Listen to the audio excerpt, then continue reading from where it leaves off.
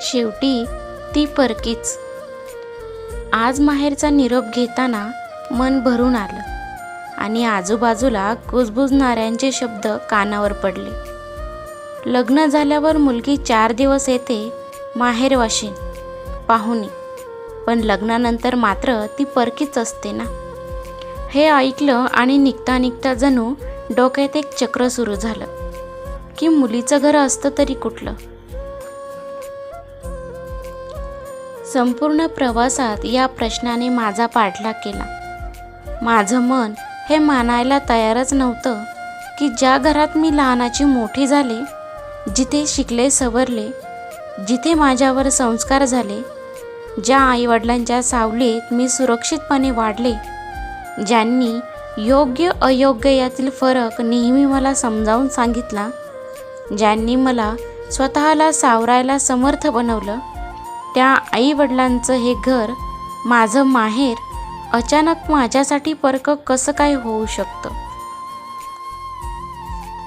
काय खरंच माझे आईवडीलही असेच समजत असतील का? काय मला माझं बालपण, यौवन जिथे इतके आनंदात गेले ते घरच परक म्हणावं लागेल? ज्या आईवडिलांनी जीवाचं रान करून माझं पालन पोषण केलं, माझं एवढं शिक्षण केलं, तेच माझ्यासाठी परके? ज्या मुलीला सांभाळण्यासाठी, शिकवण्यासाठी त्यांनी दिवसाची रात्र केली आणि रात्रीचा दिवस केला, ज्या मुलीच्या आनंदासाठी ते काहीही करायला तयार असायचे, तीच मुलगी आज त्यांच्यासाठीच परकी. हे सगळे प्रश्न आणि त्या नाजूक भावनांवर ताबा मिळवणं आता मला अशक्य झाले होते. दुसरा विचारही करावासा वाटेना. अगदी अशांत होऊन गेले माझे मन त्या एका शब्दाने, परकी परकी परकी. तेच ते शब्द कानात घुमत होते. असे वाटलं दोन्ही हात कानावर गच्च दाबून जोरात ओरडावं, बस. सासरचे लोक म्हणतात ती लग्न होऊन आपल्याकडे परक्या घरातून आली आहे, तर माहेरची म्हणतात एकदा लग्न झालं की मुलगी माहेरसाठी परकी झाली. या परक्या शब्दाला आपल्यामध्ये बदलण्यासाठी तिला मात्र आयुष्यभर झुंजावे लागतं. परकी या शब्दाची मोहर लावून माहेरची मुलीला निरोप देतात आणि या शब्दाने सासरचे तिला आपल्यातून वेगळी ठेवतात. नवरा या एका व्यक्तीच्या विश्वासावर ती तिचे आईवडील, भाऊ बहीण, सगळे नातेवाईक, सगळं काही सोडून एका नवीन घरात येते. ती आपल्या सगळ्या आठवणींना तिथेच ठेवून परक्या घरी जाते, त्या घरातील लोकांना आपलं करण्यासाठी. मात्र त्या घरातील लोकांना आपलं करता करता ती स्वतःला संपूर्ण विसरून जाते. लग्नाआधीची ती आणि लग्नानंतर ती यात एवढा अपार बदल घडतो ना, यावर कधीकधी ती स्वतःसुद्धा विश्वास करू शकत नाही. आई वडिलांच्या घरात आरामात निवांत निश्चिंत जगणारी ती नव्या घरात येऊन मात्र जबाबदारी आणि नियमांच्या ओझ्याखाली पार हरवून जाते.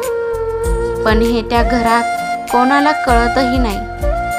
तिचं हे कर्तव्यच आहे, तिला हे करावंच लागणार. या वाक्यांनी तिच्या केलेल्या प्रयत्नांना कवडीमोल करून टाकतात. तिने केलेल्या त्यागाला कर्तव्याचं नाव देऊन सगळे मोकळे तर होतात, पण ज्या भावनेने, अपेक्षेने ती हे सगळं करते, तो आपली, आमची हा शब्द मात्र तिला मिळतच नाही. तिलाही मन आहे हे कसं विसरून जातात सगळे. स्वच्छंदी असणारी ती कधी घरातल्यांचा मन जिंकण्यासाठी बंदिस्त होऊन जाते. प्रत्येकाच्या इच्छा, अपेक्षा आणि मन सांभाळताना तिचं अस्तित्व कुठे हरवून जातं तिलाही कळत नाही. मन मारत आणि कर्तव्याचं ओझं डोक्यावर घेऊन जगते हे कोणाच्याही लक्षातही येत नाही. कर्तव्याच्या नावाखाली परिवाराच्या अपेक्षा मात्र संपतच नाही. सतत तिचा प्रयत्न असतो कधीतरी यांच्या अपेक्षांच्या पलीकडे जाऊन काहीतरी करावं. स्तुतीस्तव 2 शब्द कोणी बोलावेत आणि त्याने सर्वांची मने जिंकावी. पण कर्तव्य आणि अपेक्षा यांचा शेवटच कधी येत नाही। ती मात्र आशा ठेवून काम करत असते। निदान नवऱ्याने तरी समजून घ्यावं ही अपेक्षा घेऊन ती त्याच्याकडे मन मोकळं करायला जाते, तर तोही तिलाच चुकीचे ठरवून मोकळा होतो। तिची होणारी घुसमट कधी समजावी त्याने? तिला नाही का स्वच्छंदी जगावंसं वाटत? पुन्हा कधीतरी जशी ती तिच्या माहेरी जगली असते। सर्वांच्या इच्छा महत्त्वाच्या बरोबर, पण तिच्या इच्छांचं काय? जशी ती नवऱ्याच्या परिवाराला आपलं मानून त्याच्याबरोबर सतत राहते, तिलाही वाटतं की कधीतरी 4 दिवस तिच्या नवऱ्यानेही तिच्या माहेरी राहावे, पण तो मात्र तिला 4 दिवसांसाठी माहेरी सोडून परत निघून येतो। काय तो 4 दिवस त्याचा परिवार सोडून तिच्या परिवारासोबत राहू शकत नाही? मुलगी किती नशीबवान, तिला 2-2 घरे असतात तिला माझं म्हणायला, पण दुसऱ्या बाजूने तिच्यासाठी मात्र दोन्ही घरं परकेत। स्वतःचं एकही घर तिचं आपलं नसतं। तरीही आईवडिलांच्या चेहऱ्यावर आनंद ठेवण्यासाठी ती सासरच्या घराचं उगाच भरभरून कौतुक सांगून माहेरच्यांना समाधान देण्याचा प्रयत्न करत असते। त्यांनी तिला समाजासाठी माहेरच्या घरापासून परक केलं असावं, पण मनातून मात्र ते तिला कधीच परक मानू शकणार नाही। या एकाच आशेवर आपल्या आईवडिलांचं मन जपण्यासाठी ती हे सर्व करत असते।